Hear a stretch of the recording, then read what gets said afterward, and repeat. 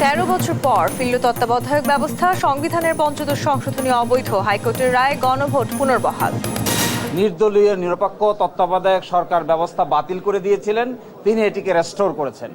দ্বিতীয়ত, গণভোটের বিধানকে বাতিল করে দেওয়া হয়েছিল, সেটিকেও আজকে রেস্টোর করা হলো। 2 মাসের মধ্যে হাসিনার মামলার তদন্ত শেষের নির্দেশ, গুম খুনের সঙ্গে মিলেছে সম্পৃক্ততা, আনিসুল ইনু সহ 16 জনের হাজিরা। বিডিআর হত্যাকাণ্ড পুনঃতদন্তে 5 দিনের মধ্যে কমিটি গঠন করবে স্বরাষ্ট্র মন্ত্রণালয়, বাস্তবায়ন না হলে রাজপথে নামার ঘোষণা। যদি 5 দিনের মধ্যে এই কমিশন জাতির সামনে প্রকাশ করা না হয় এবং সেখানে যদি কোন দালাল থাকে, তাহলে 6ষ্ঠ দিনের দিন আমাদের রাজপথে দেখা হবে। ময়মনসিংহে মামলা বাণিজ্যে জড়িত বিএনপি নেতা, হয়রানির শিকার ব্যবসায়ী, নিরীহ মানুষ, বাদ যায়নি নিজ দলের নেতাও। কুষ্টিয়ায় কৃষকের জন্য বরাদ্দের কোটি টাকার বীজ সার হরিলুট, অভিযোগ কৃষি কর্মকর্তাদের বিরুদ্ধে, বঞ্চিত প্রকৃত কৃষক। ভ্রমণপ্রেমীদের ভিড়ে সরগরম বান্দরবানের পর্যটন স্পটগুলো, হোটেল রিসোর্টে পর্যাপ্ত বুকিং, চাঙা ব্যবসা বাণিজ্যে। দেখছিলেন দেশ জনপদ সংবাদ শিরোনাম, সঙ্গে আছি আমি তাসনুভা তন্নি। পঞ্চদশ সংশোধনী আংশিক বাতিল করে রায় দিয়েছেন হাইকোর্ট। এই সংশোধনীর মাধ্যমে সংবিধানের মৌলিক কাঠামো ধ্বংস করা হয় বলে পর্যবেক্ষণ দিয়েছে আদালত। বিচারপতি ফারহা মাহবুব ও বিচারপতি দেবাশিস রায়চৌধুরীর হাইকোর্ট বেঞ্চ এ রায় দেন। সংবিধানের সৌন্দর্য, জনগণের ক্ষমতায়ন উল্লেখ করে আদালত জানান, সংবিধানের মূল কাঠামো গণতন্ত্র, আর সুষ্ঠু ও গ্রহণযোগ্য নির্বাচনই পারে গণতন্ত্র প্রতিষ্ঠা করতে। রায়ে সন্তোষ প্রকাশ করেন রিটকারীর আইনজীবীরা। আইনজীবী শরীফ ভুইয়া বলেন, এ রায়ে কর্তৃত্ববাদী সরকার ব্যবস্থার অবসান হলো, ফিরল তত্ত্বাবধায়ক সরকার ব্যবস্থা, আর রায়ে জনগণের সার্বভৌম ক্ষমতাকে প্রাধান্য দেওয়া হয়েছে বলে মনে করেন শিশির মনির। আইনজীবী জয়নুল আবেদিন বলেছেন, জনগণকে অবজ্ঞা করে পঞ্চদশ সংশোধনী এনেছিল আওয়ামী লীগ। পঞ্চদশ সংশোধনীর মাধ্যমে সংবিধানে যে সমস্ত পরিবর্ধন পরিমার্জন করা হয়েছিল, তার কিছু অংশ তিনি রেখে দিয়েছেন, কিছু অংশ বাতিল ঘোষণা করেছেন। যেগুলোকে তিনি বাতিল ঘোষণা করেছেন তার মধ্যে প্রধানতম হলো নির্দলীয় নিরপেক্ষ তত্ত্বাবধায়ক সরকার ব্যবস্থা বাতিল করে দিয়েছিলেন, তিনি এটিকে রেস্টোর করেছেন। দ্বিতীয়ত, গণভোটের বিধানকে বাতিল করে দেওয়া হয়েছিল, সেটিকেও আজকে রেস্টোর করা হলো। এই অন্তর্বর্তীকালীন সরকারের কার্যপরিধি এবং কখন ওদের কার্যপরিধির সমাপ্তি হবে, এগুলো ওনারা যেভাবে গঠিত হয়েছেন, ডক্ট্রিন অফ নেসেসিটি এবং মানুষের জনগণের ইচ্ছা এবং চাহিদা, সেটা অনুযায়ী এটা নির্ধারিত হবে। 15th amendment is unconstitutional and ultra virus to the constitution. সুতরাং এই জাজমেন্ট এখন থেকে আর টিকে থাকতে পারে না, এবং তারা যে সমস্ত আর্গুমেন্ট উল্লেখ করেছেন সেগুলো প্রত্যেকটাই যুক্তিযুক্ত, এবং তার উপরে ভিত্তি করেই আদালত জাজমেন্ট দিয়েছেন এবং জনগণ তাতে খুশি। কেয়ারটেকার সিস্টেমটাকে বাতিল করাটা ওনারা অবৈধ ঘোষণা করেছেন। রেফারেন্ডামে জনগণের যে পাওয়ার, সেই পাওয়ারটা যেভাবে সংকুচিত করেছিলেন, সেই সংকুচিত করাটাকে ওনারা অবৈধ ঘোষণা করেছেন। This also hits the basic structure of our constitution. Awami লীগের 16 বছর ধরে গোপন কারাগারে যত গুম, নির্যাতন ও খুনের ঘটনা ঘটেছে, তাতে শেখ হাসিনার সরাসরি সম্পৃক্ততা মিলেছে, এমনটাই জানালেন আন্তর্জাতিক অপরাধ ট্রাইব্যুনালের চিফ প্রসিকিউটর তাজুল ইসলাম। সকালে 16 আসামিকে আন্তর্জাতিক অপরাধ ট্রাইব্যুনালে হাজির করে প্রসিকিউশন। এ সময় শেখ হাসিনার বিরুদ্ধে তদন্তের অগ্রগতি তুলে ধরে আরও 2 মাস সময় চান তদন্ত কর্মকর্তা। আবেদন মঞ্জুর করে 2 মাসের সময় দেন ট্রাইব্যুনাল। সেই সঙ্গে পরবর্তী শুনানির জন্য 18 ফেব্রুয়ারির দিন ধার্য করা হয়। এর আগে সকালে জুলাই গণহত্যা ও মানবতা বিরোধী অপরাধের মামলায় ট্রাইব্যুনালে হাজির করা হয় সাবেক মন্ত্রী আনিসুল হক, দীপুমণি, রাশেদ খান মেনন, হাসানুল হক ইনু, জুনাইদ আহমেদ পলক, আমির হোসেন আমু সহ 16 আসামিকে।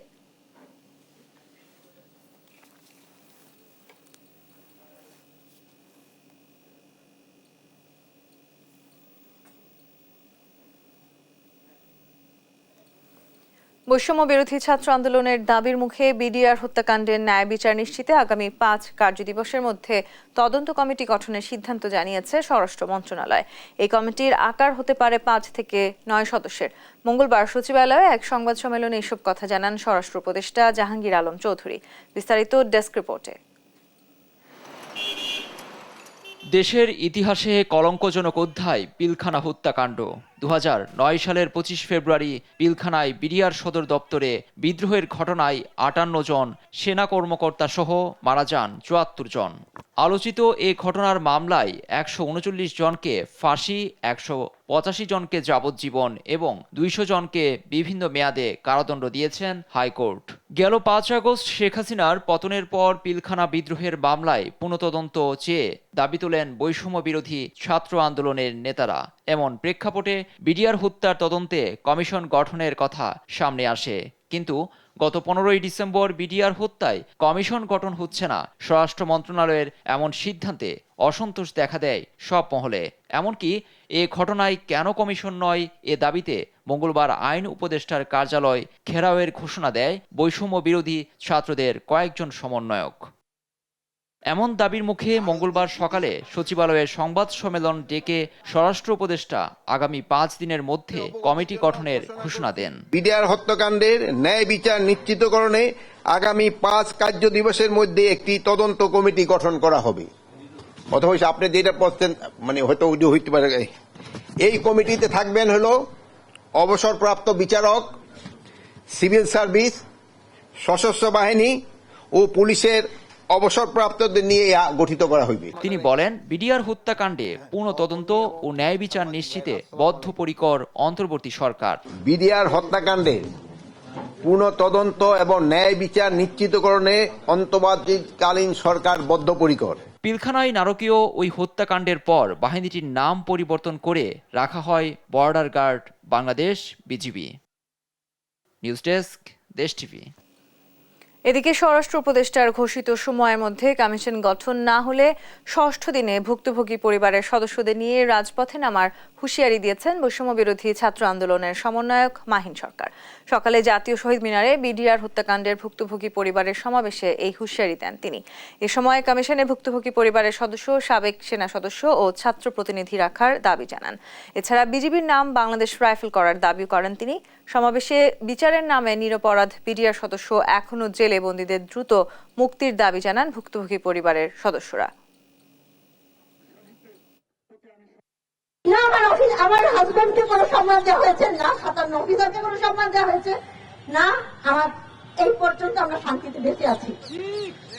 আপনাদের কাছে এতটুকু অনুরোধ, আপনারা জাস্টিস করার ব্যবস্থা করেন। যতগুলো পরিবার আছে, সেটা অফিসারদের পরিবার এবং জওয়ানদের পরিবার। যদি 5 দিনের মধ্যে এই কমিশন জাতির সামনে প্রকাশ করা না হয় এবং সেখানে যদি কোন দালাল থাকে, তাহলে 6ষ্ঠ দিনের দিন আমাদের রাজপথে দেখা হবে। জাতীয় নির্বাচন ইভিএমে নয় ব্যালটে হবে বলে জানিয়েছেন প্রধান নির্বাচন কমিশনার এএমএম নাসির উদ্দিন। মঙ্গলবার দুপুরে রাজধানীর আগারগাঁও নির্বাচন ভবনে গণমাধ্যমের সঙ্গে আলাপকালে তিনি একথা বলেন। সিইসি আরও জানান, নির্বাচনে আওয়ামী লীগের অংশগ্রহণ নিয়ে নানা আলোচনা চলছে। এটি একান্তই রাজনৈতিক সিদ্ধান্ত। এ বিষয়ে কমিশন কোনো মন্তব্য করবে না। এ সময় সুষ্ঠু নির্বাচন ও বৈষম্যহীন দেশের জন্য ছাত্ররা আন্দোলন করেছে উল্লেখ করে তিনি বলেন, ছাত্র জনতার রক্তের সঙ্গে বেইমানি করা যাবে না। এর আগে সোমবার নির্বাচন কমিশনার তাহমিদা আহমেদ বলেন, 2025 সালের শেষে বা 2026 সালের জানুয়ারিতে জাতীয় নির্বাচন আয়োজনে প্রস্তুত আছে নির্বাচন কমিশন।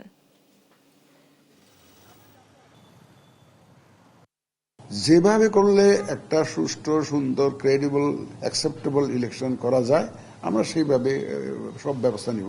এটা কনস্টিটিউশন, এটা রিফর্মস কমিশন হয়েছে, তো ওনারা কিভাবে সাজেস্ট করেন আমি জানি না। মাননীয় প্রধান উপদেষ্টা আবার রাজনৈতিক দলের সাথে আলোচনা করবেন।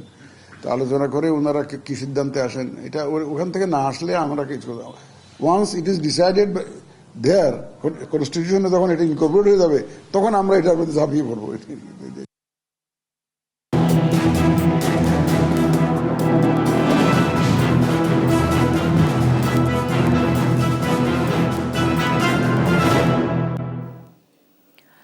বিএনপি করার অপরাধে আওয়ামী আমলে কারাভোগ করা লুৎফুরকে গণঅভ্যুত্থান পরবর্তীতেও মিথ্যা মামলার আসামি করা হয়েছে আওয়ামী দোসর বানিয়ে।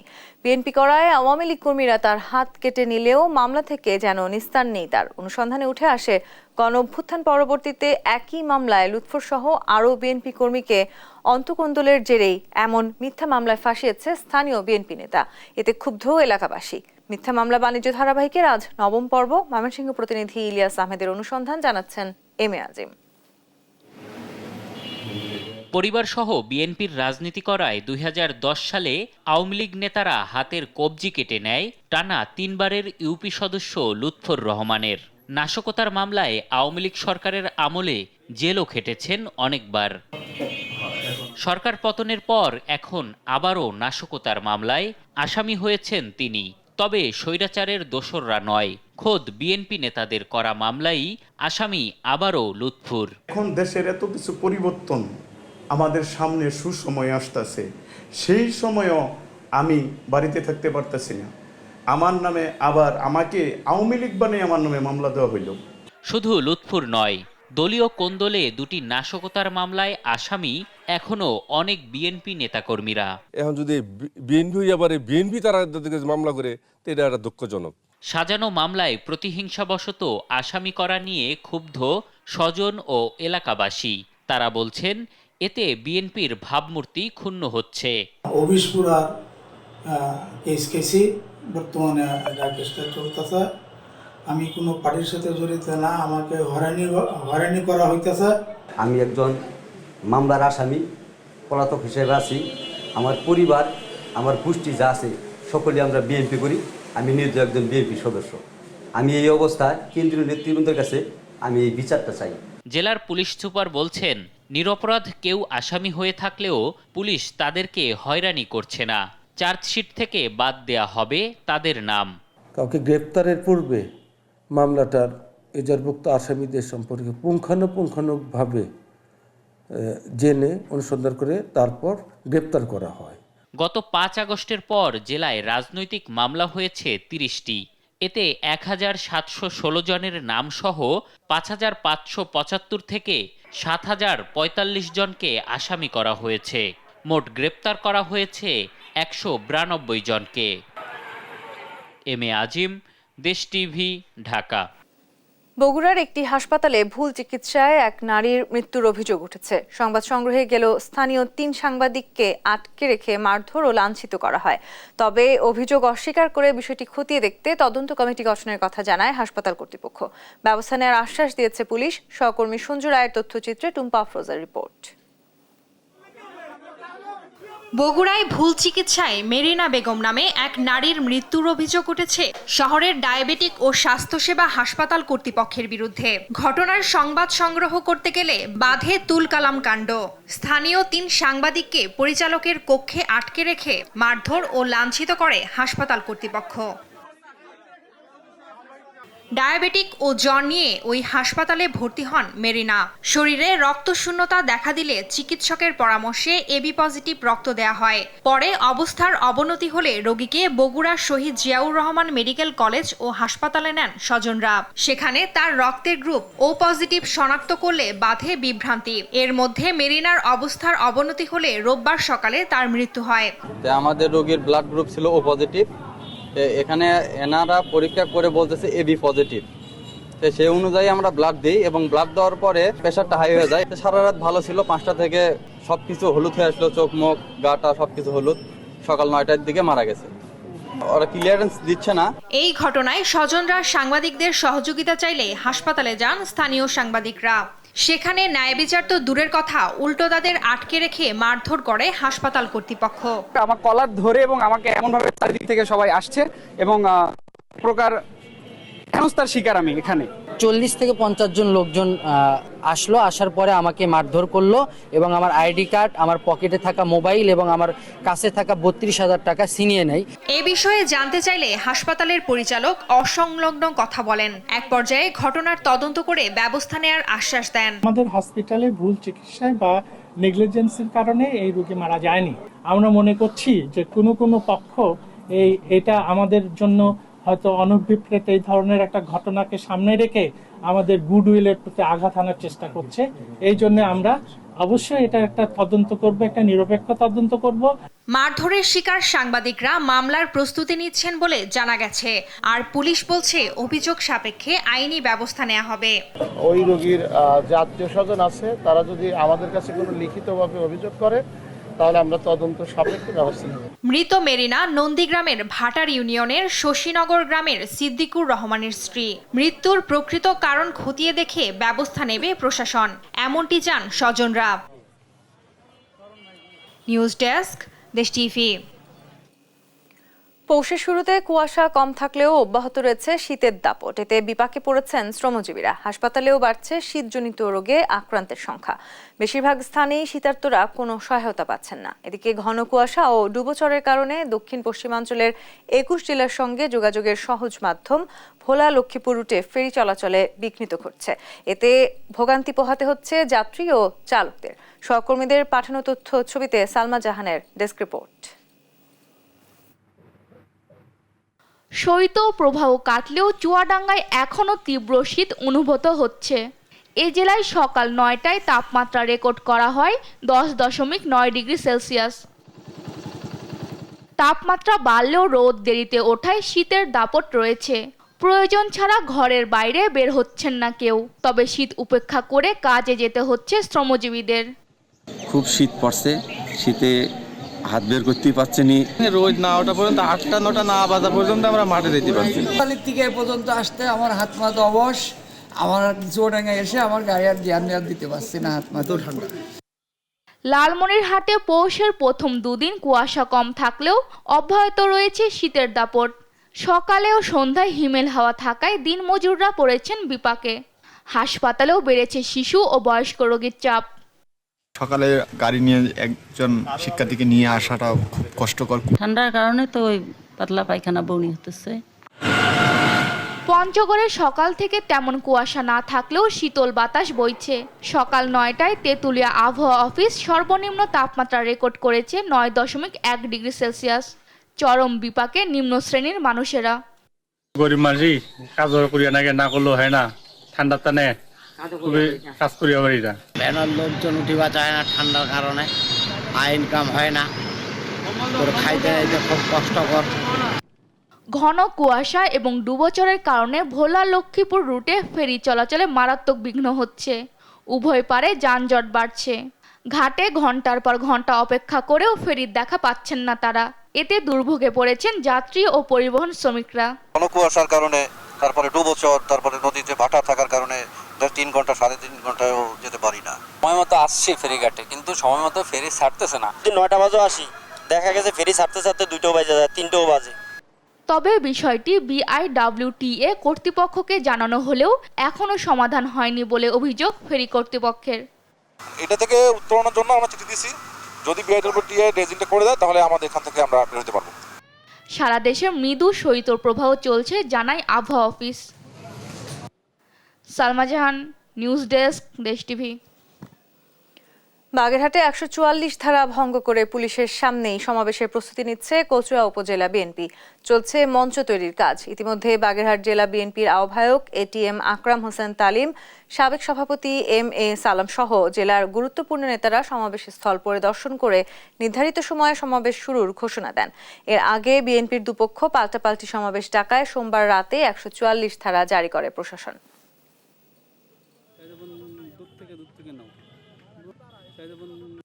যে জনসভা শান্তিপূর্ণভাবে জনসভা, আমরা আমাদের জনসভা করবার জন্য, কারণ এটা অলরেডি বিভিন্ন জায়গায় প্রচারানো হয়েছে, এমনিই লোকজন আসবে, আমরা না গেলেও বহু লোক আসবে, তাদের বরং আমরা ওখানে গেলে শান্তিপূর্ণভাবে এই সভাকে আমরা সাফল্যমণ্ডিত করতে পারবো।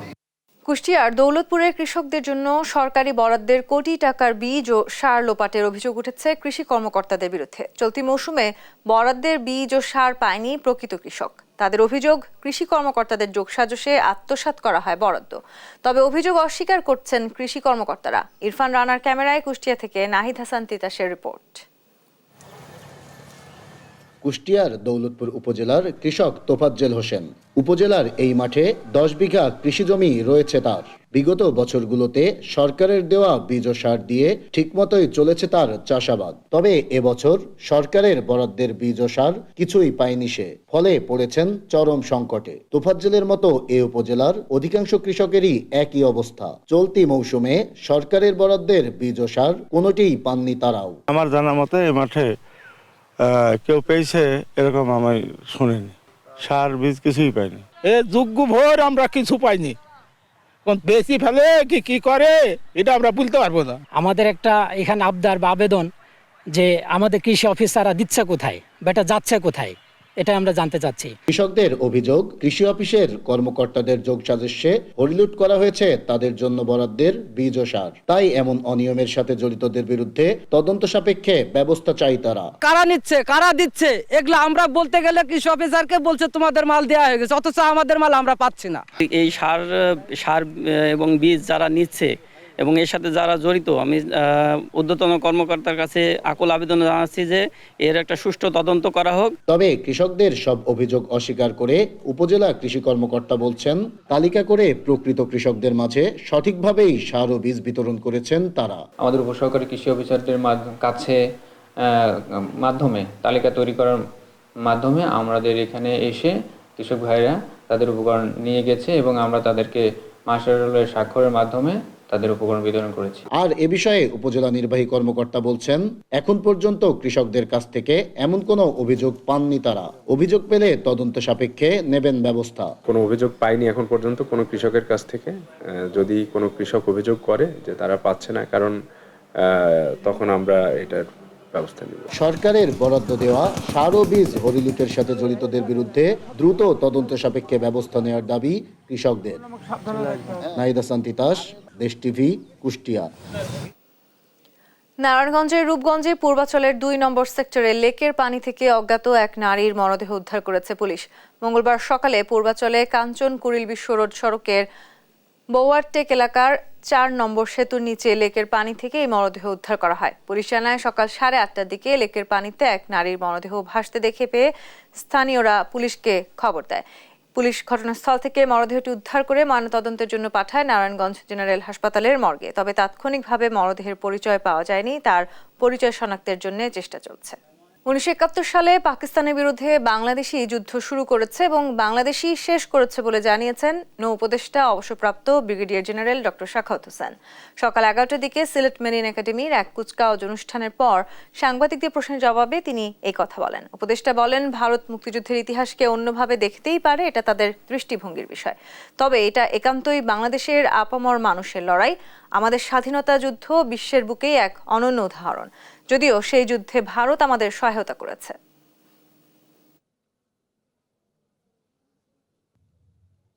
16 ডিসেম্বরের এবং এই 9 মাসের যুদ্ধ কিন্তু বাংলাদেশের যুদ্ধ।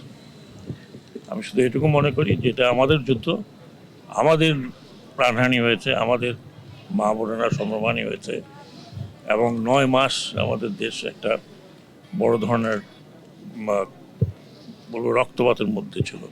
আমাদের যুদ্ধটি আমরা শুরু করেছিলাম, আমাদের যুদ্ধটি আমরা সমাপ্ত করেছি। সেখানে সাহায্য সহযোগিতা ডেফিনেটলি ভারতের ছিল, এতে কোনো সন্দেহ নেই। আমরা সেটাও স্মরণ করি এবং সবসময় স্মরণ রাখি।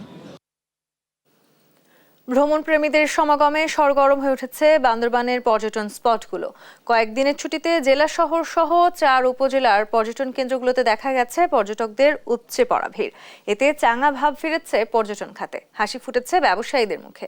সহকর্মী আবুল বাশার নয়নের পাঠানো তথ্য ছবিতে বিস্তারিত নুসরাত শোভার ডেস্ক রিপোর্টে।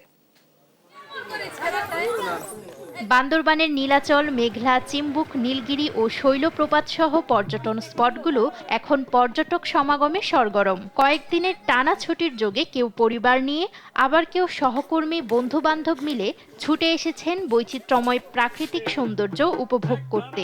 পাহাড়ে শান্তিপূর্ণ পরিবেশ নিয়ে সন্তুষ্ট ভ্রমণ পিপাসুরা। পরীক্ষা শেষ, সারা বছর বাচ্চারা পড়াশোনা করছে, ওদের একটু মনটা ফ্রেশের দরকার, এজন্য ওদের আবহাওয়ার পরিবর্তন করানোর জন্য আমরা নিয়ে আসছি।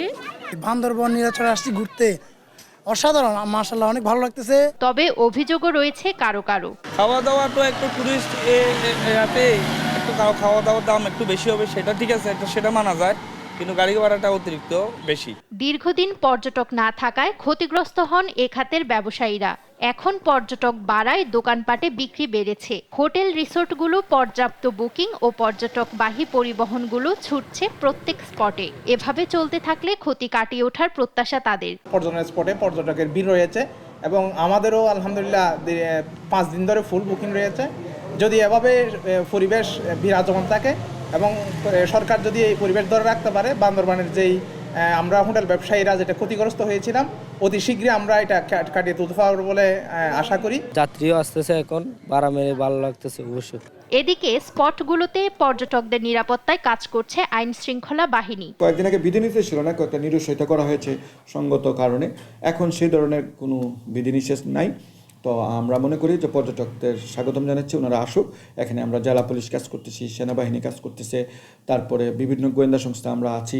এর আগে গত 8 অক্টোবর বান্দরবানে পর্যটক ভ্রমণে নিষেধাজ্ঞা দেয়া হয়। প্রায় 1 মাস পর গত 6 নভেম্বর রুমা, রোয়াংছড়ি ও থানচি ছাড়া জেলার 4টি উপজেলায় নিষেধাজ্ঞা তুলে নেয় প্রশাসন। News desk, Desh TV.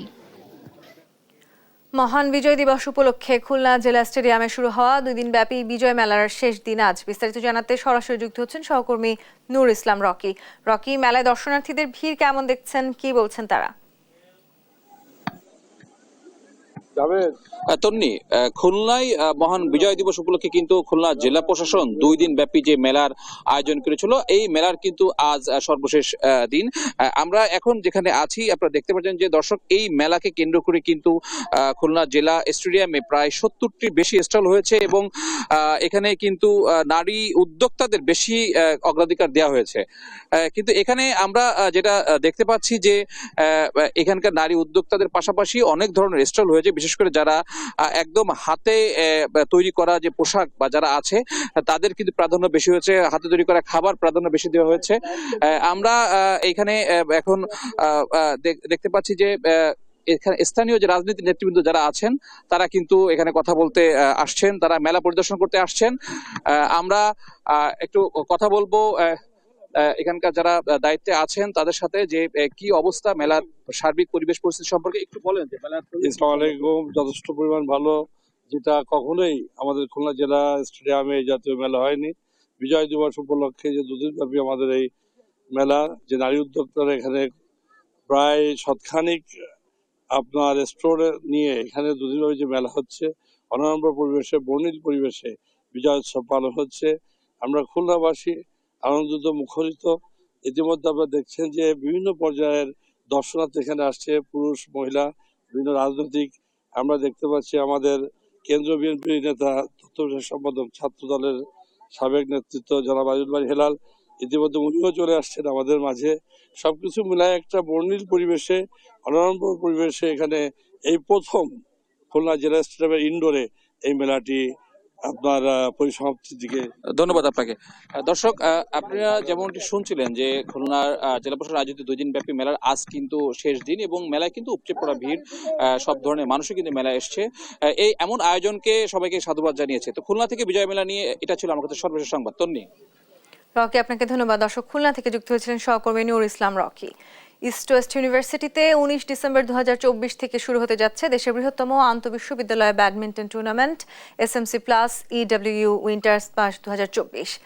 SMC প্লাসের পৃষ্ঠপোষকতায় আয়োজিত এই 5 দিনের টুর্নামেন্টে দেশের 40টিরও বেশি বিশ্ববিদ্যালয় অংশ নেবে। টুর্নামেন্টে 6টি ক্যাটাগরিতে প্রতিযোগিতা হবে, যেমন boys singles, boys doubles, girls singles, girls doubles, mixed doubles এবং faculty admin doubles. East West ইউনিভার্সিটির স্পোর্টস ক্লাব এই ইভেন্টটি আয়োজন করেছে, যা তরুণ প্রতিভা বিকাশের জন্য গুরুত্বপূর্ণ ভূমিকা রাখবে।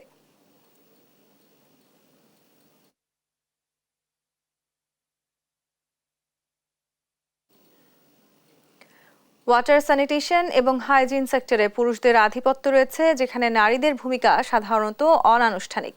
টেকসই উন্নয়ন লক্ষ্য 6 অর্জনের জন্য এই বৈষম্য মোকাবিলা করা জরুরি। এই লক্ষ্য বাস্তবায়নের অংশ হিসেবে ওয়াটার এইড বাংলাদেশ তার অর্থায়নকারী অংশীদারদের সাথে ঢাকার গুলশানে আমারি ঢাকা হোটেলে স্যানিটেশন বিষয়ে মহিলাদের উপর একটি জাতীয় সংলাপ আয়োজন করে। এই ইভেন্টটি নারী পেশাজীবীদের একত্রিত করে স্যানিটেশন খাতে নারীদের ভূমিকা এবং চ্যালেঞ্জ তুলে ধরে এবং এই খাতে সহযোগিতা এবং নেতৃত্বকে উৎসাহিত করে। এতে অংশগ্রহণ করে পৌরসভা ও সিটি কর্পোরেশন কর্মকর্তারা, একাডেমিক প্রতিনিধি, উন্নয়ন পেশাদার এবং যুব প্রতিনিধিরা।